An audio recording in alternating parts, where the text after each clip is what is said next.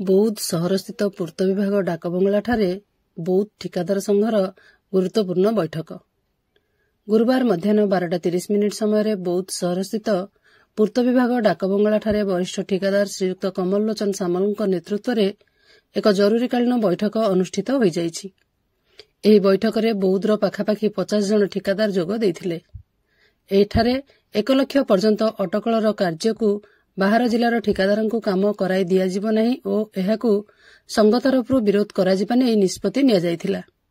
ସୂଚନା ଅନୁଯାୟୀ ଆଗାମୀ 21 ତାରିଖରେ ପୁରୁଣାକଟକଠାରେ ପାଖାପାଖି 150ରୁ ଅଧିକ ଠିକାଦାରଙ୍କୁ ନେଇ ପୂର୍ଣ୍ଣ ବୈଠକ ହେବା ନେଇ ନିଷ୍ପତ୍ତି ନିଆଯାଇଛି ଓ ପୁରୁଣାକଟକଠାରେ ଜିଲ୍ଲା ଠିକାଦାର ସଂଘର ନୂତନ କର୍ମକର୍ତ୍ତା ନିର୍ବାଚନ କରିବା ପାଇଁ ସ୍ଥିରୀକୃତ ହୋଇଛି।